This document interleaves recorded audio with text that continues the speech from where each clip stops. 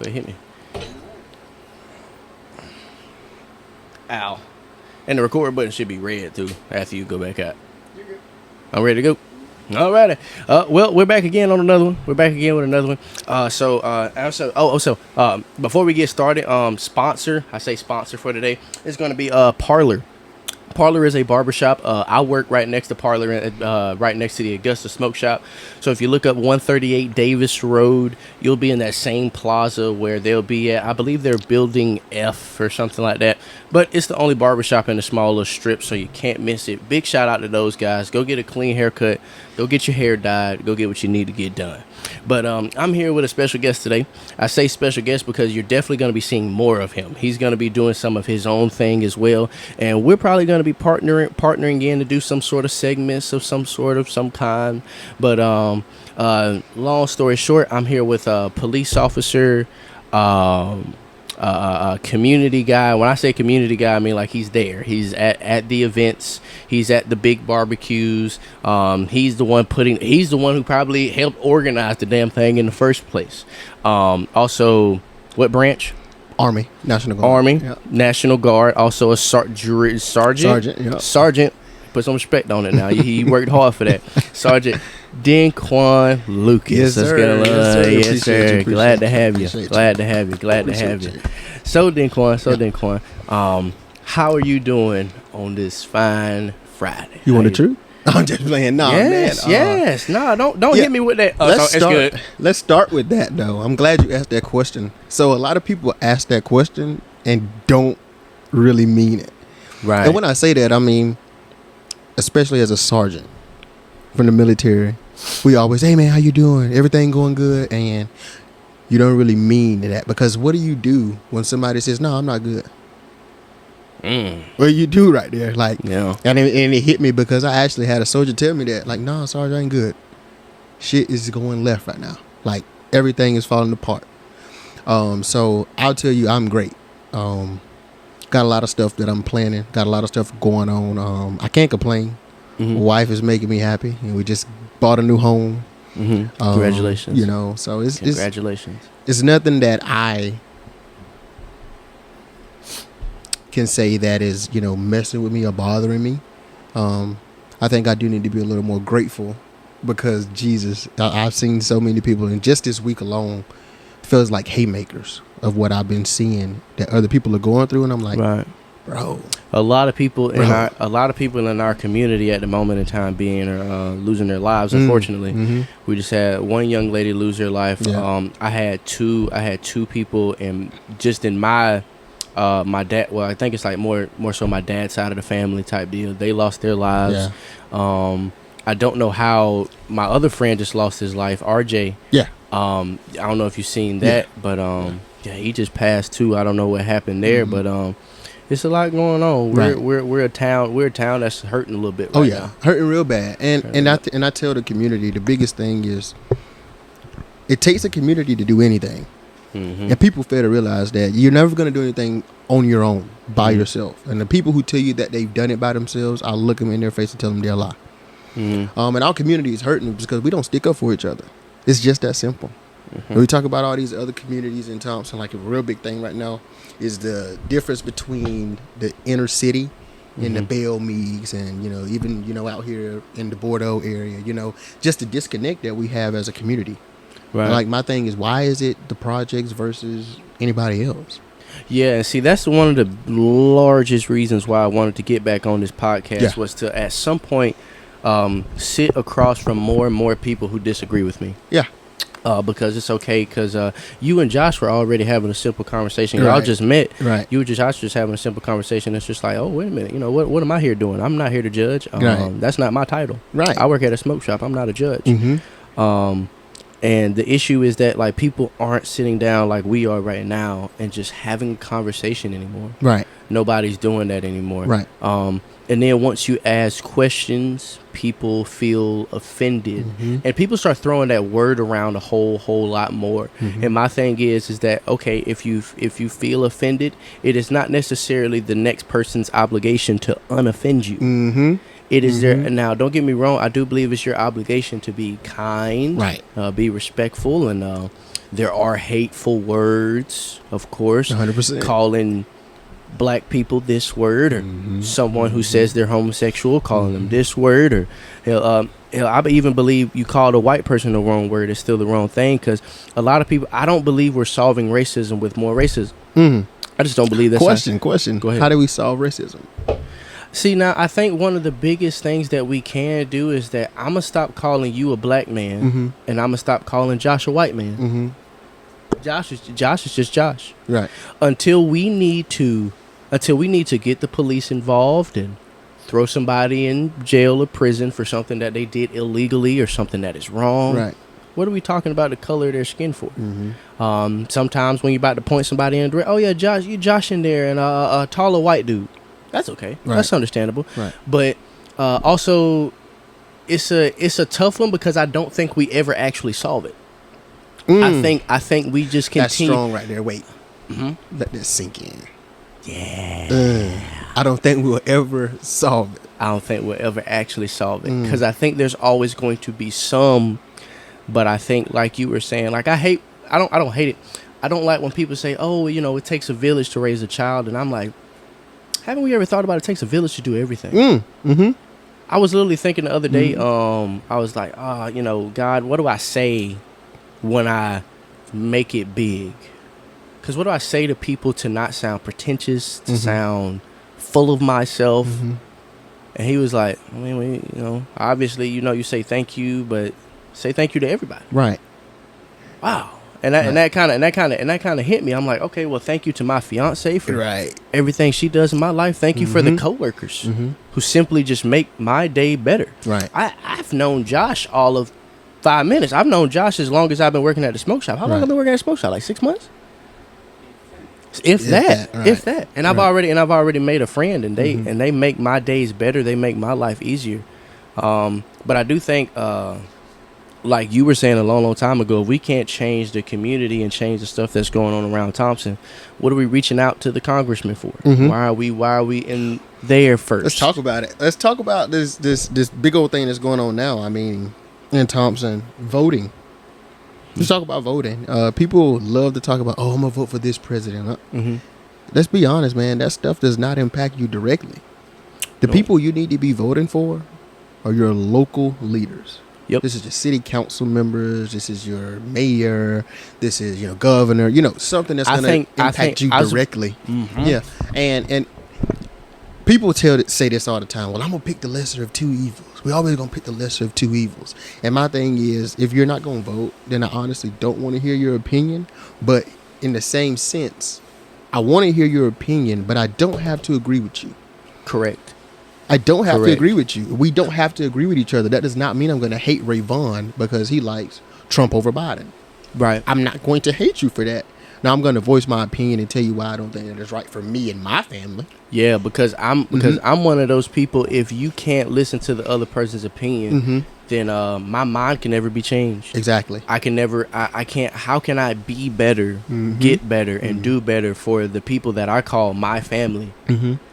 If someone can't change my mind today? Let me tell you my favorite word. My favorite word is accountability.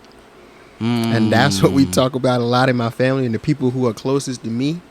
I want you to hold me accountable. And when I say hold me accountable, I mean I want you to tell me, hey, what you're doing is right or is not right. And the way we act or respond to when someone is holding us accountable shows me everything I need to know. And when it comes to opinions, it's like my granddad used to say, like butthole. It's like a butthole. Everybody got one. So I don't care about that. That doesn't, that don't matter. You feel how you feel. I don't live the life you live, Rayvon. Correct. I'm very, very different, have very different goals, very, very different aspirations, very, very different life, and I tell people all the time, I thank God from where I came from. People ask me all the time, man, why you didn't leave Thompson, man? You got so much potential. You still got so much potential to leave Thompson. And I tell people, why would I do that when this community made me who I am? And I want to give back and make this community better. That's my only goal. That's my only job. That's the only thing I do. And like I was just telling him, now I've gotten back to the point to where I've noticed I've been taking care of everything and everybody else except myself. But yourself. Yep. And we have got to stop. It'll happen. We got to stop doing this. I'm 22 years old. It'll happen. I'm in And there. go ahead. I'm in there, and I hate to cut you off. Go I'm ahead. in there telling my fiance just the other day. We just had a newborn. Yeah. Congratulations, by the way. Praise God. Praise Right. God. I'm so glad she's here and she's happy and healthy. So many people are dealing with Right. other issues with their children, and Right. I don't have bad ones. But she was in there, and I was like, "Babe, have you eaten today?" And she was like, "No, not yet." And I'm like, "Well, sweetheart, it is 2:30 in the afternoon.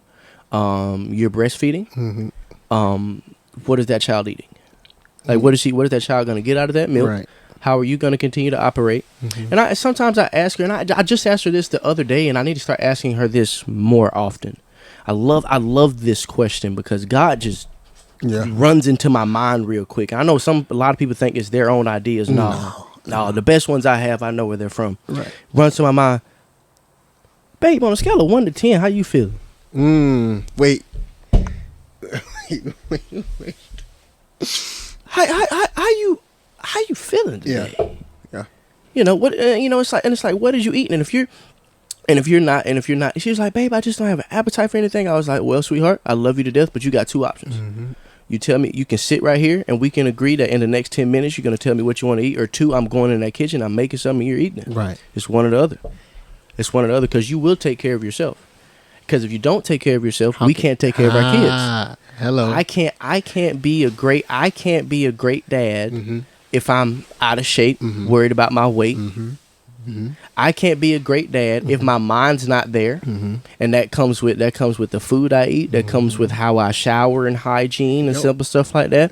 How do I feel about my appearance today? You don't necessarily gotta walk out the house and show a bunch of skin per se, but how do I feel when I walk around in my skin? Do I want to put on some clothes today and look a little nice and look presentable with somebody? I'm gonna go do that. Right. I'm gonna go do that. Do what you feel. And I think that's the biggest thing with my relationship anyway, is especially with my wife, and anybody who knows my wife knows that she's the shy type. She's the to herself. And I think she is very, very big on this. She doesn't spoil herself. Right. She doesn't take the time out to take care of her and her only, because she's so selfless. Like, I'm selfless, but she's like the most selfless person I know. Like, I take care of everybody else with my job, of course, being a police officer, being in the Army, taking care of soldiers, do da-da-da-da. But my wife, very, very selfless. One of the biggest reasons I married her. And she will take care of everybody around her. And I'm like, baby, you need some time to you. And I find that stuff for me. Like, for me, that's going to the range. For me, that's going shooting. For me, that's, getting with some buddies and going clearing houses. Like, that's what I do to take care of me. I'm like, babe, you said clearing houses. Clearing houses. What you mean? So clearing houses is basically going in, like active shooter situation, barricaded subject type thing. I get with a group of buddies and we go to his land. He got abandoned houses just out there on the land, and we go clear them. So nobody knows the property. Nobody knows what it looks like. Nobody knows the landscape. He sets it all up, puts bad guys in rooms, and he gives us a situation before we go in the house. Hey, this is a barricaded subject. You have to know how to respond. Then another situation might be, hey, that sounds it's an active so shooter. fun. Right. And we That get the sounds so speakers fun. going, and, we walk through the house clearing it, and then boom, shots fired off, and, we have to know how to react in those situations.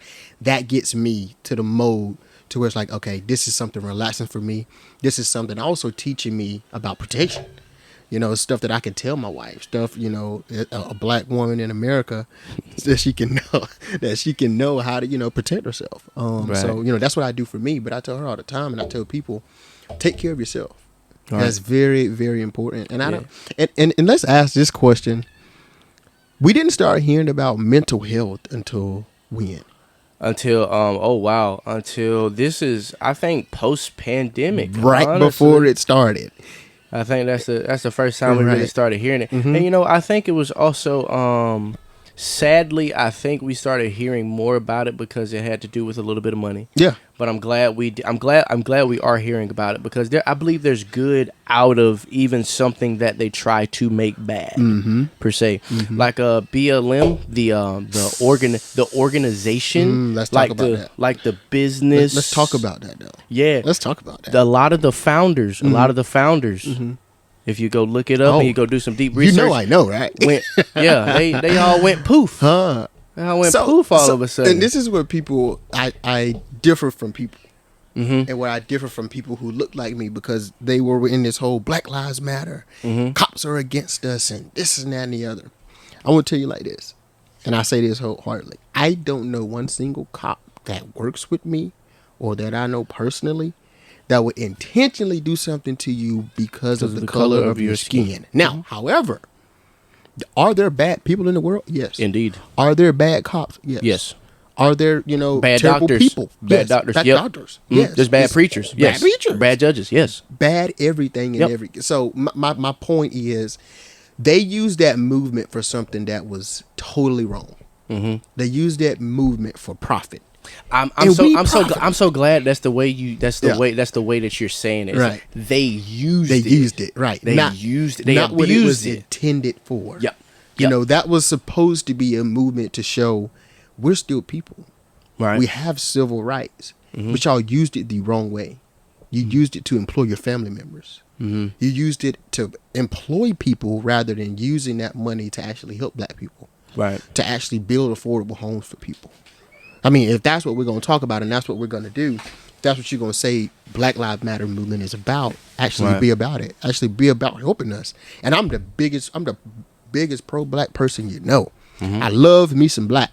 I love me some us. But at the end of the day, I'm going to hold us accountable. Yes. In the world. My God, yes. And the world gets to the point. Man. I'm telling you. I'm going to hold us accountable. Oh, my gosh. But you about to give me a shower. You're spitting. I'm going to tell you like this, and I mean no harm. I mean no harm to anybody. And I've seen this with my own eyes. I've seen two, and I'm going to just make it black and white so everybody can understand.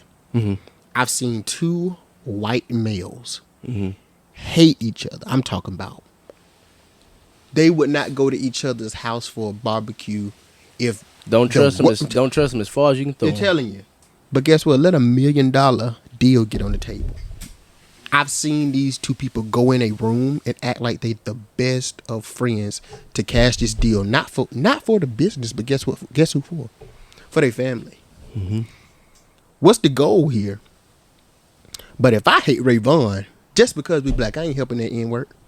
I ain't never doing nothing with that N-word. What? I got to take care of my family. And anybody knows me, know that I'm going to do what needs to be done to take care of my family. It's just that simple. Right. And we got to get to the point to where we're holding each other accountable. Right. We have to hold each other accountable. If you're not holding our people accountable, you shouldn't have an opinion about anything. Right. Because everybody points fingers. And I'm not in the business of pointing fingers. What's the problem? Give me a solution. That's the only thing I care about. Yeah, no. I am. So I was listening to this guy who was talking the other day. I got to get his name. My friend, if you go look at my very, very first podcast, his name is Matt Muskelly. And Matt Muskelly. Yep, he was going through some stuff. He was bigger guy. He was starting to get out of shape. He was drinking too much. He said he was at a bar one day and he was walking around. He was like, man, I'm that guy at the bar right now. I'm that guy that's not leaving. I'm that guy that everybody knows because I'm always here. I made a joke about it one day, and he was like, "Man, you're right." I'm talking about like Matt would throw down far. I'm talking about far. And one of the big things that got him and slowed him down was just that when problems came, there's this video and this guy says, "Good." Right. Oh, hey boss, hey DenKuan, you got the leadership thing scheduled. I don't know. The mayor said he might be a little late. Good.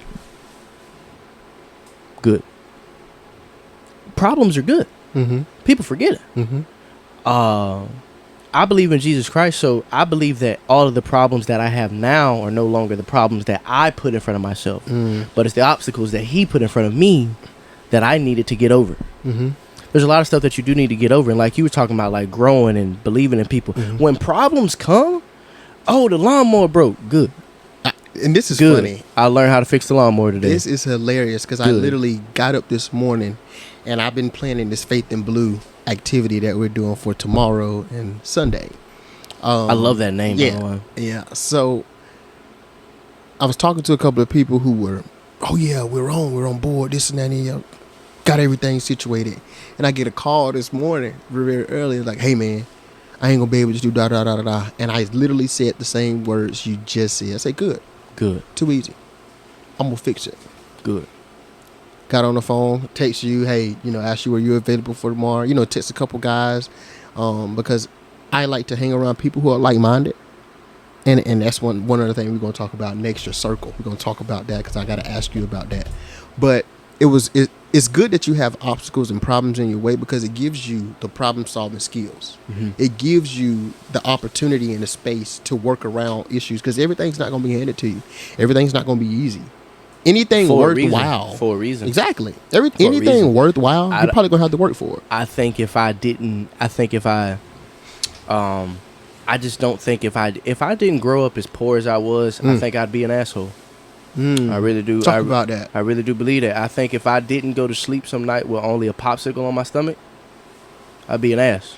So, like I walk about that. Like, there's so many days. It's like every third day I'm sitting in my house and I'm just like, God, I don't deserve this. Mm-hmm. Thank you. Right. I got a house. I'm 22 years old. Right. I'm 22 years old. Right.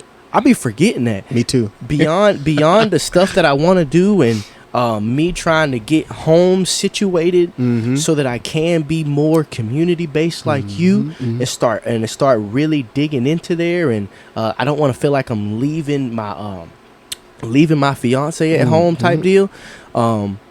I want to get out there and I want to do that. And I'm just like, praise God for what I have. Yeah, and we neglect where we are because we're so focused on what we have not accomplished. Mm-hmm. And then when in this world, you can't say I'm proud of myself for doing this because it comes off as cocky. Mm-hmm. So I tell everybody, and I say this on Facebook all the time, don't let my confidence wear you down. Don't let, because I'm happy about what I'm doing, come off as conceited to you. I'm not responsible for how you feel about how I say something. Like we were talking about being offended earlier. Right. I'm not responsible for how that makes you feel. Now, if it's a misunderstanding, talk to me about it. And I say this. Now I'm not gonna lie. That bothers me to absolutely no extent when people don't come to me because I find myself to be a very open person. Me too. I'm very approachable, right? Fam. Yeah. I hate to tell you, there's nobody with 30 fight videos of me in their phone. I promise you I'm not gonna hit you. Right. I'm not gonna bite you. Right. I swear I'm not. Right. But one thing I am gonna do is sometimes I tell people about themselves and they don't like it. Mm-hmm. And they don't like it a lot. And it's okay because guess what? And it goes back to that A word. It's accountability. Mm-hmm. It's accountability. That's all it is. Once I started allowing more of my fiance. Yeah. to give me more accountability, better and better I became. And it's hard, and people don't, because people ask for accountability. You have people who say, "Yeah, I want you to hold me accountable." When it starts to happen, when it's time to actually do, you get your people who gonna break, and then you get your people who actually gonna push through. And you got to have people who are going to pull you. You have to have people. And I tell even my daughter today, like she's 5. Like she's 5. So and she's dealing with 5-year-old stuff. She's got a little sister in the house, a little less attention, little less time for me to run around with her, stuff like that. Just a little less, nothing crazy. And so we tell her, if you're gonna be this upset, you feel like you got to throw something, you feel like you got to put your hand on somebody or kick or scream, you go sit down in that room. You only got 2 times. You only got 2 times to swing around. You swing around, you hit somebody. I swing around, hit you. I'm gonna be honest with you. I'm gonna tear that tail up. Yeah. But that is far from the first thing I ever do because I want to build character. Instead of just screaming, yelling, go sit down for a second. And that's what we call structure. I want to teach her go breathe. It's structure, and a lot of people fail to realize this. I don't care what anybody's saying. I worked with kids since I was a kid. Since I was 15, my first job was a Boys and Girls Club. I always worked with youth. And as a YDP, a youth development professional, I learned very quick, kids love structure. I don't care what you say.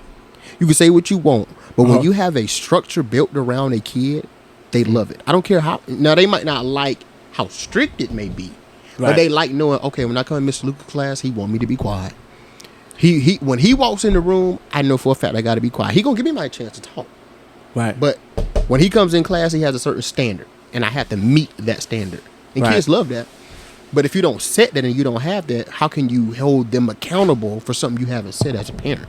Exactly. Like I just posted something the other day, and I think you touched on it.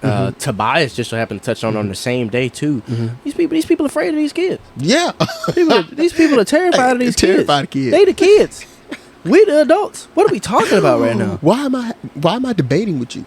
What are we talking about right now? Like, I see this on calls. Like my child to ask me why, and she's 5. I love to answer that question. I love to answer that question because I feel like my mom answered a lot of whys, and that's why I think I am as intelligent as I am today. I'm like, Mom, why the grass grow like that? Oh, well, because we put this little thing over top of it. It didn't get no sunlight, so the grass dead. The grass needs sunlight to grow. They just learned something. They just learned something. But why can't I go outside right now? We just cut the grass. If you go out there and run out there right now, you'll go get itchy. Simple. After, We're on 20% on the Cool. Say less. Yeah. But and I answered the whys, but the whys start to slow down because I'm not. You're not just gonna why me every time and you know the answer to it. Right. Don't why me after you know the answer to a question. We should have learned that already. We should know that. We should know the response to it already. Man, these kids really do need structure. They really do enjoy it. They enjoy a system that they can be. That they enjoy goals too. Right. Children don't realize it, but parents need to realize children enjoy the goals. My child comes home. And on the regular, there's no yellows, there's no reds, there's none of that. There's none of that, cause she knows. I'm like, hey, what's that? Who's sitting next to you in class? Oh, his name's Johnny. He don't listen. His name's not Johnny, but his name's Johnny. He don't listen. He gets in trouble all the time. You want to get in trouble? Nope. She enjoys achieving something. Right. I was good today. Right. So sometimes you got to show them, okay, like, all right, let me give you a little bit of ice cream to show you, like, all right, this is where you need to go. Keep going this way. Keep going this way. But she enjoys the I know he want me to be quiet. Yeah, kids love that. So let's transition a little bit. So let's talk about your circle. And this is something that my wife had me thinking about the other day. First question is, what do you require to call like someone a friend in your circle?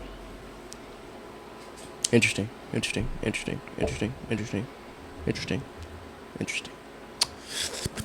All right, so when I say in my circle, I'm gonna tell you what my circle means to me. I guess you could say. I'll always talk to and have a lot of companions. Right. Cause I need other opinions. Right. I need different points of life. But friends can walk into my house and I'm not here. Yeah. I could croak over tomorrow and they're going to call my fiance every day. You okay? You need us to go to the store? You need us to watch the baby real quick? And that number, and I think a lot of people focus so much on, my crowd's small. Slow down on that number there, buddy. Let's slow down on numbers real quick. Let's just find more people like you. So this is where we talk about quality over quantity. Exactly. Yeah. And I'm not worried about how many people is in the circle. I'm not worried about how many flowers out there. How are they blooming? Right. That's what I want to know. Right. Like all my friends and all my people that I call in my circle, my circle, they all make me better in any way you can think. Now, they've all been different. They've all been totally different. But they all impact me and help me get to where I am today. Right. And I say that wholeheartedly because, man, I'll call their names. I mean, it don't matter. Eddie. Doing amazing right now with YouTube. I've learned so much from him. Matter of fact, y'all go follow my boy No Screens on YouTube. No underscore screens. Yes. I believe that's just an S at the end. It's not a Z. Two S's, I think. It's two S's. Two S's. Okay. So go check him out. He's gonna 2K. He's gonna be on here too. He's gonna be on here soon. Yeah. We'll get him on here. But he actually is one of those people who has over the time learned so much fast. and people look at him, and it's like, dang, I wouldn't even expect EJ to talk like that, or EJ to know something about that to help me in that way. So EJ's another one of those quiet guys too. He is. DenKuan Smith, another one. I mean, he's taught me about perseverance and keep pushing it through, and I get that from him because no matter what he's always done was made him happy. He's always looked out for we came from a similar background, took care of the younger kids, that type of thing. And if you watch him, I was about to say, and he's one of those simple guys. He's learned perseverance, I think, simply from something as simple as a sport. And, basketball. It's basketball. Yeah, it's definitely basketball for him, bro. If you go to Cam was a manager. Yeah. And at one point he was the only manager, and he was like, bro, I need some help now, and I go help him manage or whatever, and I'm out there, and then they let me play one day. They'll be down somebody. Right. They'll let me throw around with them. And DenKuan real quiet because he's so focused. So focused. Yeah. He's so focused on the next task. What's the next guy? I got to guard this guy. He's one of, if not the best defender on the team between his 11th and 12th grade year, respectfully to the other guys. Facts. Respectfully to the other guys. Facts. Because DenKuan wanted to go out there, hoop, have a good time, but you not finna bust my ass. No, you ain't gonna do that. You ain't gonna embarrass me. It's not gonna happen. My mama in the stands. You tweaking. And that's what I got from him, and I got that aspect of I'm gonna stand on this, and I ain't backing off. I don't have to MF for you. I ain't got a son of a B that. I ain't got to do none of that. Yeah, I'm gonna wipe my nose, keep pushing, and we gonna keep going. And then the one I'm the closest to is actually Jarrell, which is crazy because me and Jarrell were not even close growing up, but then we kind of took similar paths by he's joined the Air Force. Right. Shout out to the Air Force, the Chair Force. Don't do anything. All they do is sit down. But hey, I love how all of y'all pick on each other, bro. And that's another thing. It's a brotherhood. It's a brotherhood. How all of y'all pick on each other. But I learned from him that and he told me this, that was one of the reasons that helped him join, but he didn't want it to come off as if he was copying me. And I told him at the end of the day, if somebody is setting an example for me. I was like, man, I be wanting to tell people, we get so caught up into getting into the minds of other people and thinking that we know what they think. Exactly. Instead of talking. If you get out of your, you got to master your mind. I don't think you are your mind. I believe you're your spirit. I believe you're your soul, and this is just a body that you're inhabiting. Exactly. So you have to master that mind. There was yesterday, me and my girlfriend, we had a little argument, and then just 10 minutes later, we were back to normal because I was like, you know what, babe, I was assuming what you were thinking. I'm sorry. Oh, let's talk about it. I assumed what you were thinking. And tell you the biggest problem, and I'm going to cut you off right here because I think this needs to be said, and a lot of people need to hear it. The biggest problem that I've heard in relationships, and I heard this on a podcast once, and it's very, very true. One of the biggest problems is unexpected communication. Like, I already know what this person is thinking, and this is how they think, and this is what's going on. But that is totally, totally wrong. Yep. We gotta stop. We gotta stop making actions based upon what we think that people are thinking. Uncommunicated expectations. Uncommunicated expectations. I like that. I did not communicate with you because you should know me. You should know how I feel about this. No. Talk to me and let me know. Sirski. Because if you don't talk to me and let me know that something's an issue, I'll never know. Right. I'll never know. So right. Yeah, so that's what we were talking about yesterday. Is that I thought that the other day I was recording a podcast and my friends showed up a little late to it, and we trying to stay on a pretty good routine with the newborn and everything, trying to get her to get to bed and everything like that. And I didn't want her to think that, I thought, because she looked a little visibly upset, but really what it was is she was just tired. Right. But that's what I thought. I thought she was upset. Yeah. I thought she was mad because the podcast was taking a little long. That's what I thought. I did not know. Did not know. Yeah. I thought. Yeah. If it starts with I thought, you're probably wrong. You're probably wrong. Hate to tell you, buddy. Yeah, I mean, my wife have this, not issue, but they had this problem, especially early on. It was like, DenKuan, you should already know that, or Tashara, you should know that. Like, my wife is big on saying I love you. She says it.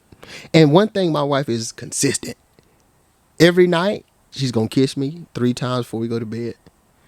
I ain't laying on no couch. If I fall asleep on the couch, she's going to stand there and wait till I wake up for us to go to the bed together. Yep. And she's like, we're going to go sleep together. It's consistency. She's the same. You know what to expect from her. And I got into that mindset of, okay, not that it's boring, but like, okay, I understand what she wants. I understand the expectation that she's holding this relationship to. And when I got to that point, it's like now I know what she wants. But at the time, it was like, well, you know I love you. I shouldn't have to tell you every day. I shouldn't have to tell you all the time. You know it, right? I show it. I'm taking care of you, right? Bills paid, right? You know? And it was more of, no, baby, I just like to hear it in your voice. I fell out. I fell out. I was like, it's just the sound of your voice that I like to hear. And I was like, you know what? I love you. Yeah, right. You know, it's not hard to do. I throw that around too. I try to throw it like a lot of my friends. They go, I love you too, bro. Mm-hmm. Like they pause for half a second sometimes because I'm like, ever since the unfortunately the Dingers lost their lives, and one thing that's always been a part of my life. No one has ever passed away that has been close enough to affect me that I did not change something about my life after they passed. Don't you know how some people say, oh, you don't want their death to be in vain? Mm-hmm. That's the way I think about it. I'm like, what do they want me to do? What would they have wanted? Mm-hmm. You know what I'm saying? What can I tell them about them before they're gone? And those Dingers and those kids passed away that day, and they lost their lives. And I'm calling because I don't know who I don't know who those kids were. Right. I knew Bryson, but like I didn't know. Like no names were out. All I know is that there's 3 children, and it doesn't look like they're all gonna survive. And I don't know who any of those people are. Right. And my friends are just now on the way to school too. Right. And I'm calling, bro, and I'm like, bro, I was like, bro, one of y'all got to pick up the phone, and you got to pick it up now. Yeah. And you got to pick it up now. Yeah. And ever since that day, for the most part, I don't leave without telling almost everyone I love you. And it's important. It's very important. And with the job I do, my wife punched me in the face with it. It was like, let's be honest. You're a police officer. You're not guaranteed to come home every night or in the morning when I was working night shift. You're not guaranteed to make it back home. You're in the Army. You get deployed. You're not guaranteed to make it back home. So, and this is what I like to tell couples, and I like to tell people who are thinking about especially making something last a long while. Communicate with your partner and let them know your expectations. Let them understand who you are and let them know what they signed up for. You know, like this is what it comes with. And I think my wife has come to that, and she's handled it better than I have. Mm-hmm. Like even today, supposedly working the football game that's going on today. Right. I've been so busy all day. Been running since 7 a.m. Probably won't get home tonight until maybe 12. You know, after the game, I'm sacrificing nothing but time with the wife. You know, and she comes to terms with that, but believe me, I'm making up for that time. You know, trying to do other things to supplement that. But a lot of people get so caught up in work that they allow their partners to be stressed, and they allow their partners to not feel them. Yep. That's one thing that me and her do that we don't that I as a man have to step in a little bit more onto is taking her out on a date. Yeah. Going to just watch a movie. Right. Babe, you got something planned today? All right, we on the couch. We just gonna talk. Yeah. Just gonna talk. We just gonna talk about what so-and-so said the other day. You mentioned it the other day. We both had to go to work. Let's finish that conversation. The biggest thing in my household, and my wife know what it is my peace. And sometimes all that I require is for her presence to be there. I don't need you to talk. I've talked all day. We got Jazzy sent me that. Yeah. Jazzy sent me that on like a TikTok, and it was like being okay with comfortable silence. Because we all like to just go in our room and say nothing. We all like to go sit on the couch and. Right. So, Even when we're both sitting on the couch and we're doing nothing, and like I'm playing the game, I'll even ask her still to this day. I'm like, is there something that you want to like that you'll like watch me play, right, or something? Because I want to do this, but like I want you right here, right. I just want you to sit down right there, right. You know what I'm saying? The presence is definitely needed. The presence is definitely needed.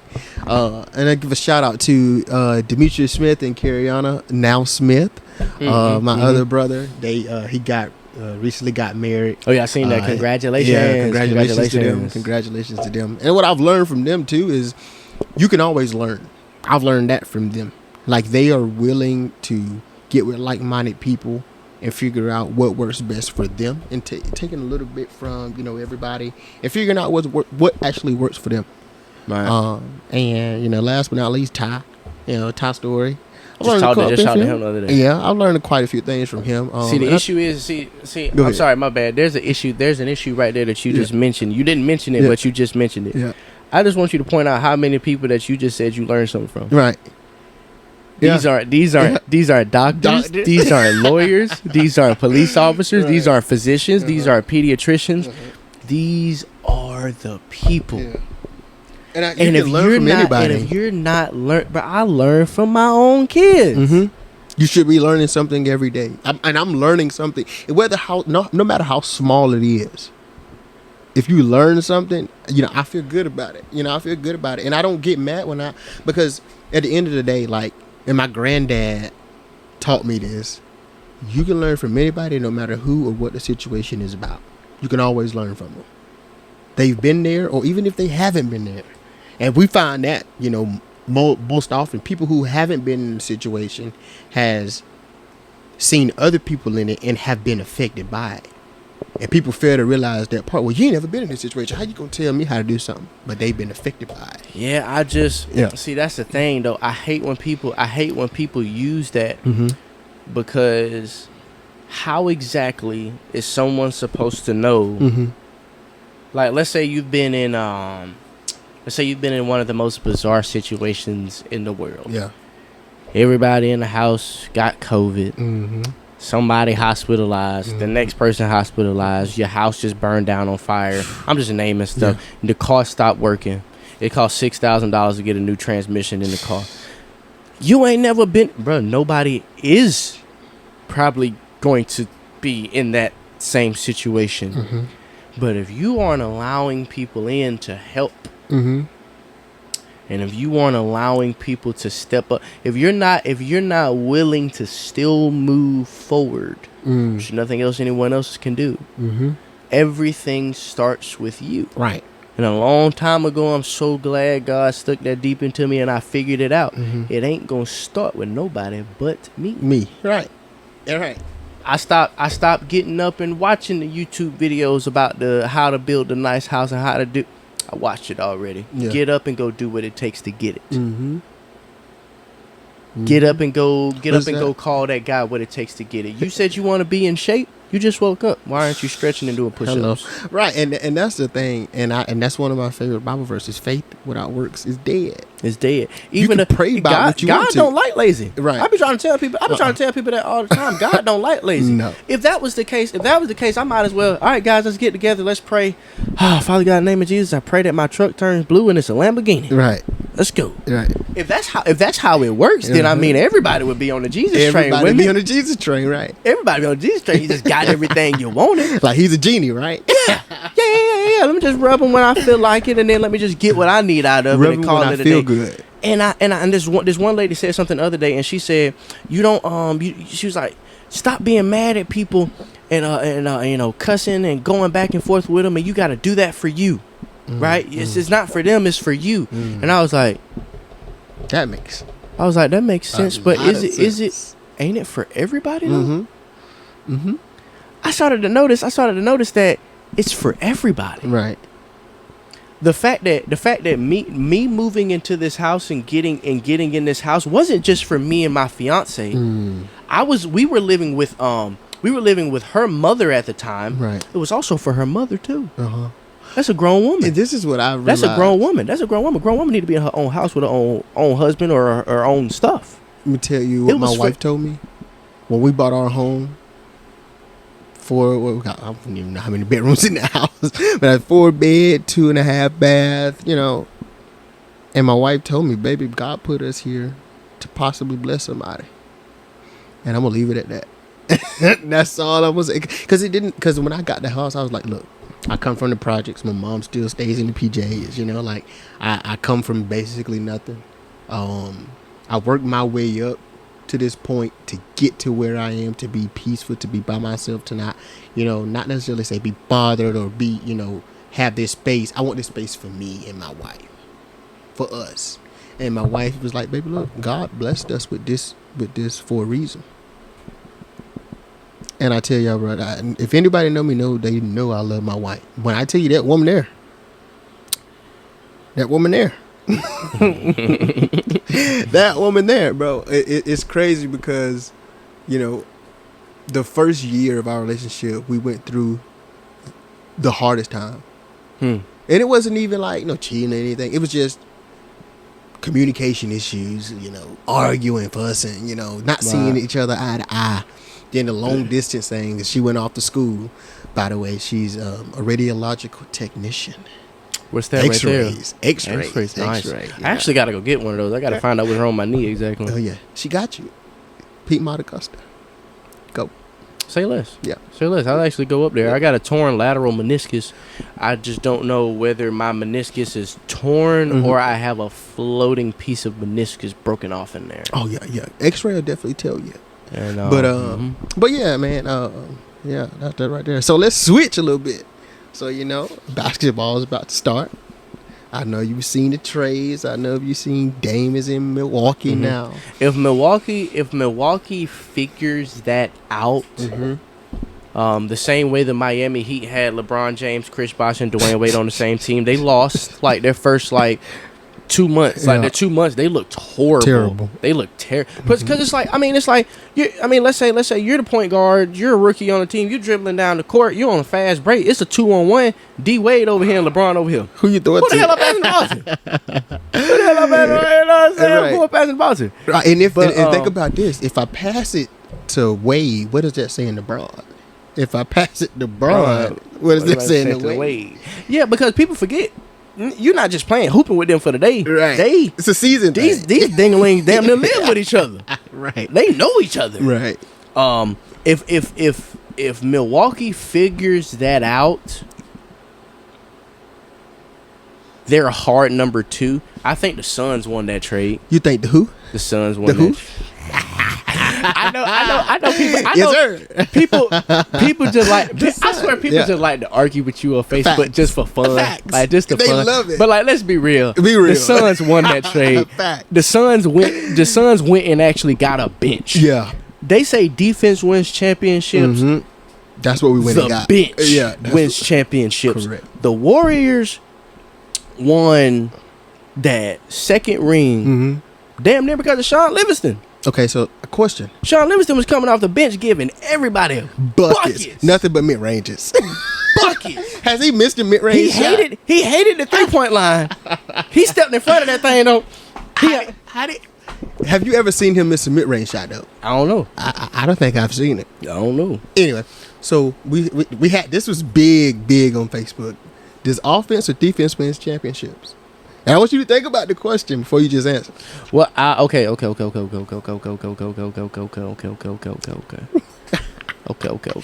I say defense. I say defense. Okay. I lean more towards the defense. Okay. Only because the game continues to change.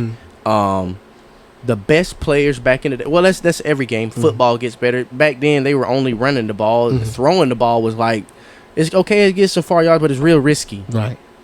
Nobody even knew throwing mechanics. Right. Even throwing mechanics are still changing. If you go watch Patrick Mahomes' videos and with his private trainer, obviously they're not going to show the whole entire private session, but they're going to show little snippets of stuff. And if you listen to him tell him, and I play football, you listen to him tell him stuff, he's throwing the reason why he's so good is because he's throwing the ball different than everyone else. Right. He's not doing that traditional little step back, turn, and throw. No. He's literally not only pointing his toe where he's throwing, he's also entirely swinging his whole body and opening his hips.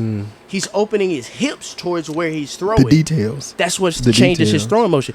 People back in the day, the crossover. Oh, man, you do the crossover, you were good. Have you heard Kyrie talk about it? Kyrie Irving doing the cross tween hezzy sham guy. Yeah. Twister 3000. Yeah. On 3 defenders. All on 3 people. Right. The game. That's why Michael Jordan was so good. That's why Michael Jordan was so good. Details. Michael Jordan was doing the step backs, the step throughs, the step this way, step that way. He was pump faking the ball with one hand. Right. So I'm going to tell you why I think offense, and this is my answer. Defense contributes, but offense is going to win you championships. Okay. And I say that only because sometimes the best defense you can have is your offense. And we saw that with the Warriors, and people don't want to talk about it. Oh, the Warriors defended. The Warriors played great defense. They were the top 5 defensive team. Yeah, but they were also the number 1 offensive team in the league. They also put the ball in the basket at an extremely high level. Okay, you know what? I can see what you're saying. I can see what you're saying. So just to even shorten it. So I can see the best offensive team, the number 1 offensive team. I can see the defense trailing not too far away from that. Rather than the team being so good on defense, I can see the offensive being a little farther from that. Because you could have a team full of dogs on defense, but if you can't score the ball, you can't put no points on the board. The name of the game really is buckets. Buckets. It's because especially nowadays when you have the Kevin Durant's, the Damian Lillard's, Paul George. Yeah. Hell, I mean like those guys just make difficult shots. Right. Like you can't Paul George pulled up from the logo. What am I supposed to do? Right. Yeah, 9 on 1 of them. Right. Say less. What am I supposed to do? Yeah. There's you know what I'm saying? Like it's certain players that we talk about. From the logo. Yeah, it's certain players that talk about it all the time. It's special players that you're just not gonna be able to defend. Like you playing for it and hope they miss. Hope they have a bad night. Right. That's all you can do. That's why when I was telling people Draymond being kicked out of that series, which I think that entire series was BS. Oh, 16? Yes, when LeBron didn't won, I think that entire series 15. You're talking about 15. Yeah, I think that entire series was a BS. Yeah. Stephen Curry starts off a little cold, then he gets hot, he fouls out. Yeah. Draymond Green is the only person on the court preventing LeBron from giving us 45. Yeah. If he gives us 28, we might be able to win. So what you think about Iggy winning that Finals MVP for holding LeBron to 38 and 8? Bruh, whole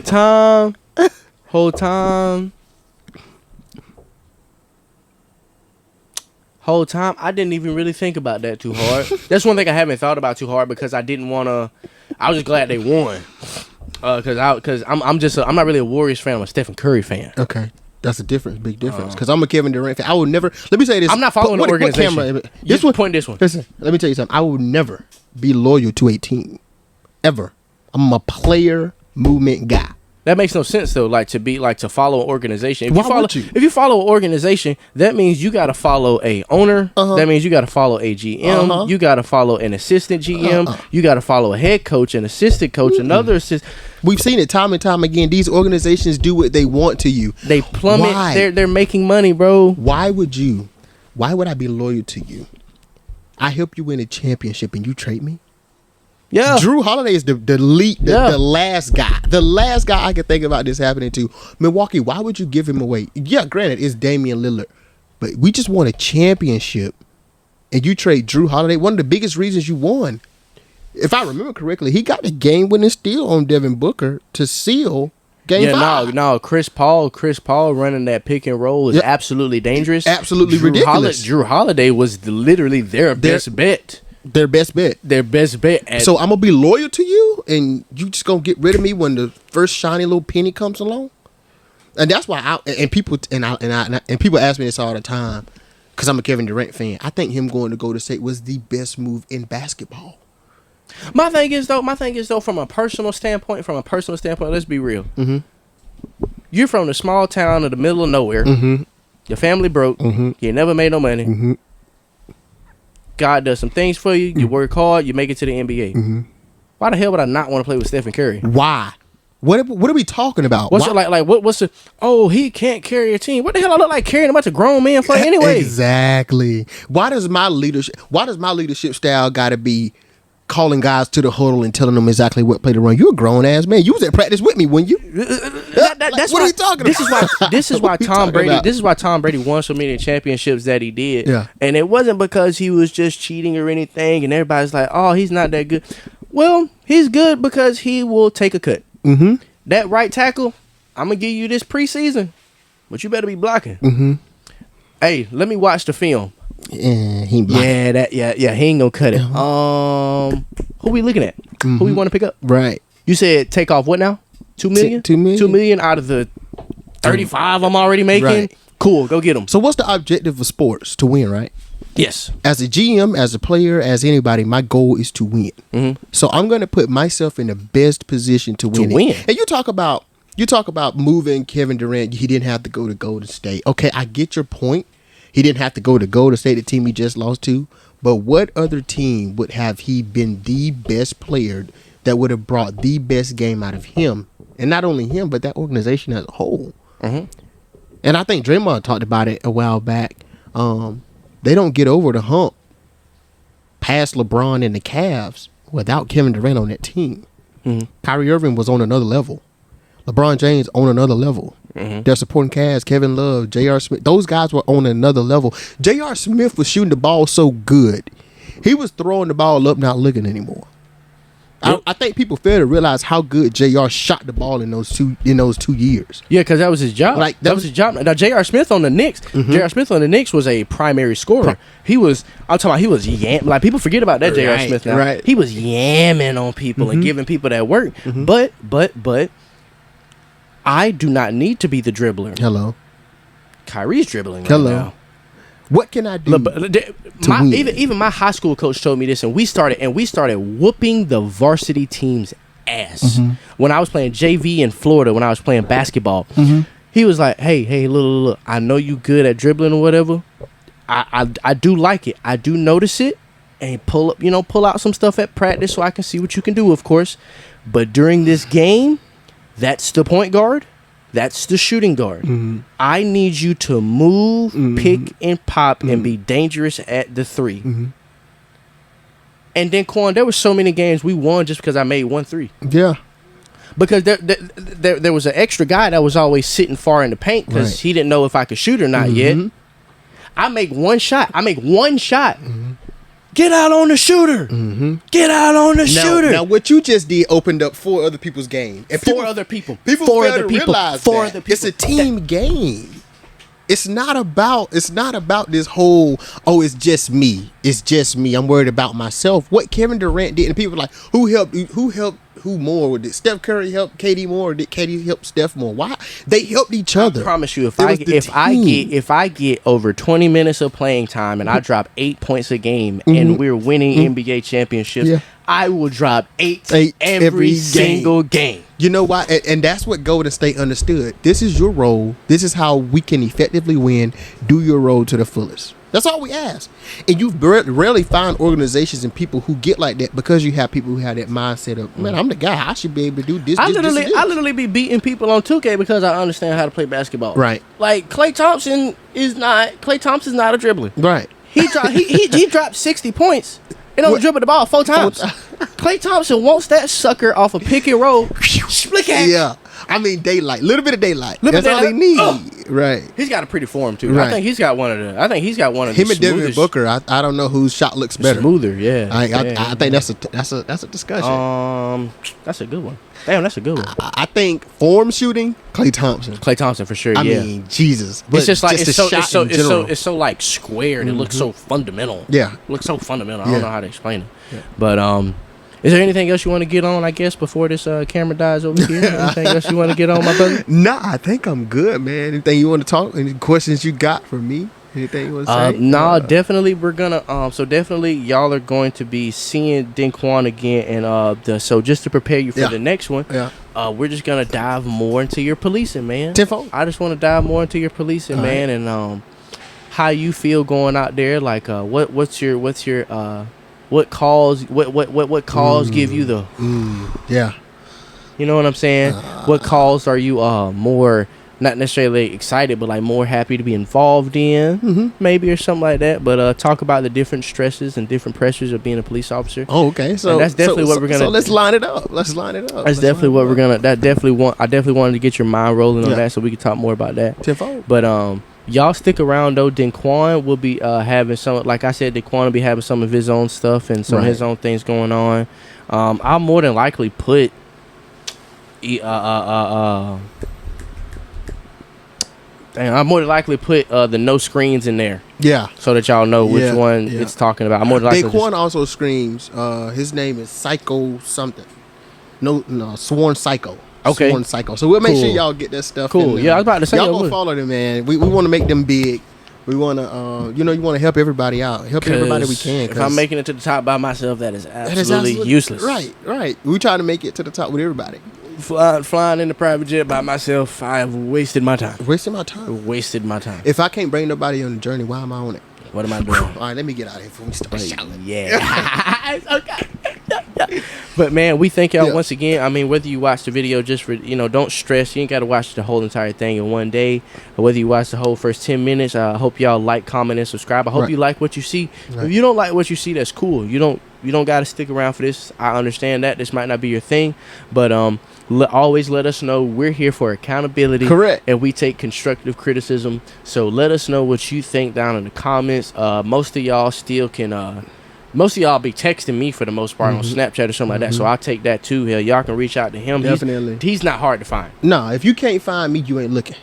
Yeah, for sure. I don't hide from nobody. I don't hide from nobody. So, reach out to me. DenKuan Lucas on Facebook.